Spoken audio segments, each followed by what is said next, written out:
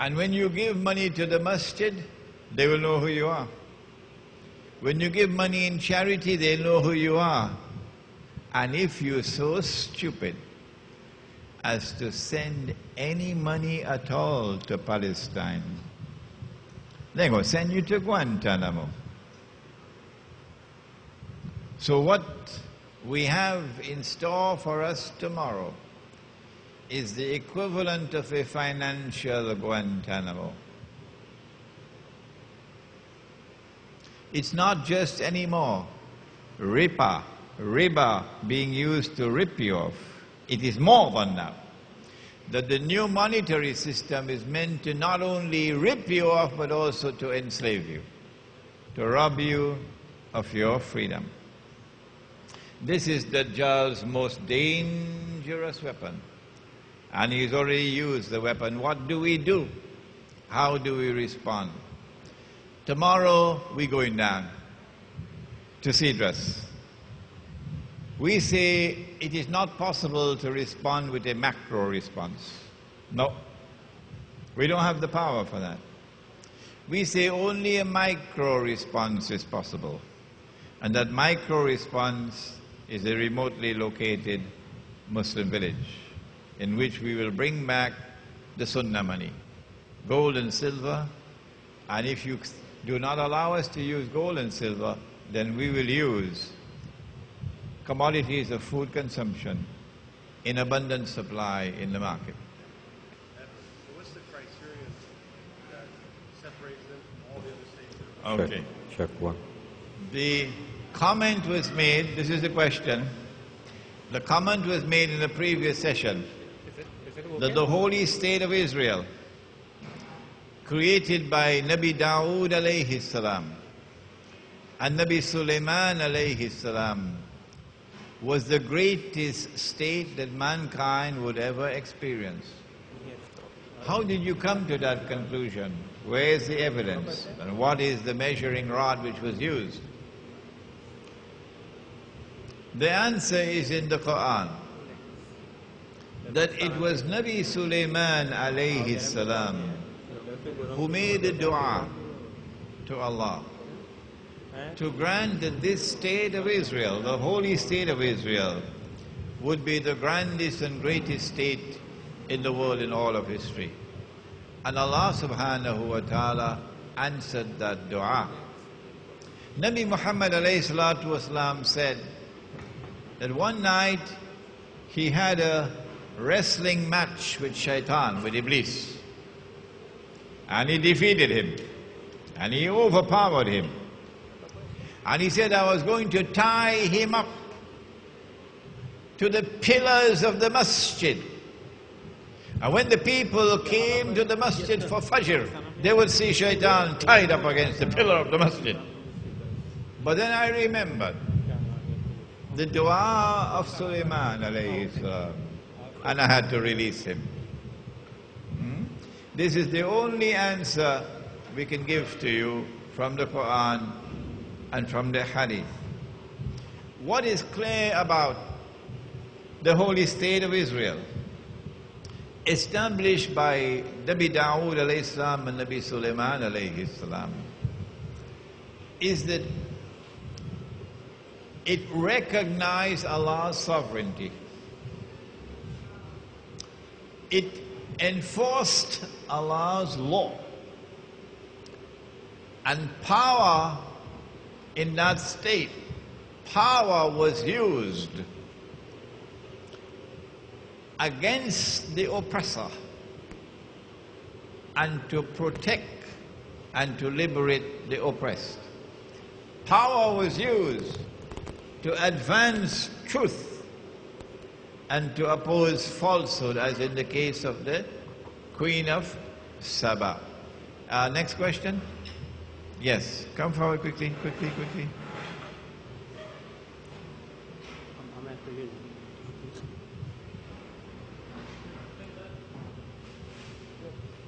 Sheikh, my question is, one thing I'm trying to have trouble getting my head around is that when they started printing off more notes than the amount of gold they had, what I don't understand is if, say, all of us, for example, have our paper money and they have our gold, right?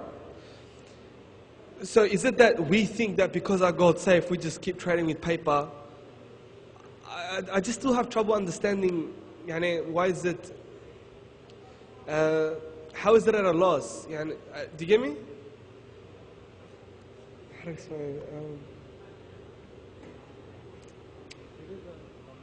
If I understand the question, and I'm having a difficulty in understanding, why did the people exchange their gold for paper?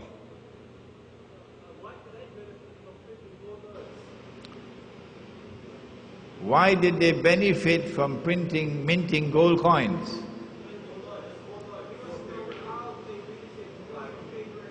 Oh, okay. You begin the process by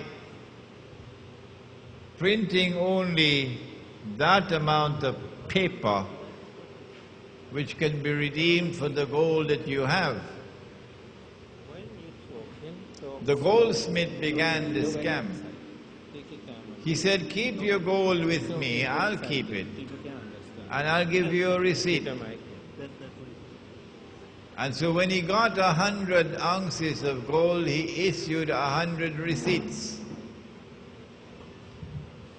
And people began to use the receipts now like a check to exchange with one another, knowing that anybody could go to the goldsmith and cash the check. So the paper currency functioned as a check that you can cash.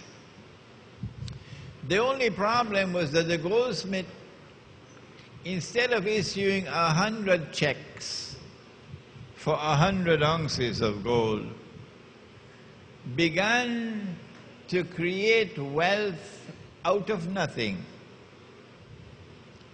He issued 200 checks for 100 ounces of gold. Nobody knows about it, of course. Today everybody knows about it. Today they call it fractional reserve banking. But at that time it was secret. When people got to know that he has issued more paper than he has the gold, they became scared, and there's a rush now to get back my gold.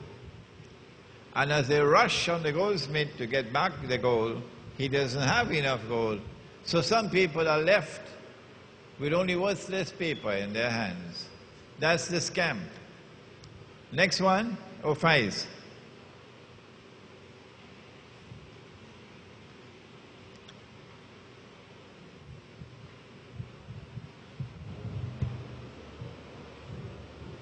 Just to comment on that.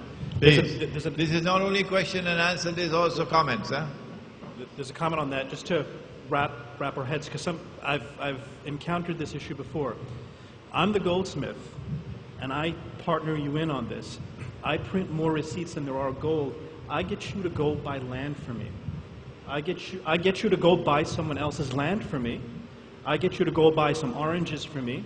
I get you to go buy some jewelry for me, and we dump that fraudulent money into the system, you see? And when that money goes bad, we're left with real wealth, whereas people are left with paper. This is what bankers do. They have agents that increase the money supply, buy real goods with it, and then when that money supply comes circulating into the economy, it dilutes our money supply, which reduces our purchasing power. So the issue is, people think inflation has to do with laws of supply and demand, but what is provable is that inflation, 99% of inflation, has to do with manipulation of the money supply, just printing more money through various ways. They call it inflation. Yeah, it's... Actually, it is what the Quran has prohibited. وَلَا تَبْخَسُوا النَّاسَ أَشْيَاءَهُمْ. Go ahead, Faiz. Your question is, where's the gold? That's a great question. That's a great question. That's not in Fort Knox, actually. If you think that gold is still sitting in Fort Knox, I'm not positive it's still in Fort Knox. It used to be in Fort Knox. But it's very important to understand. Now, the second thing about what Maulana said,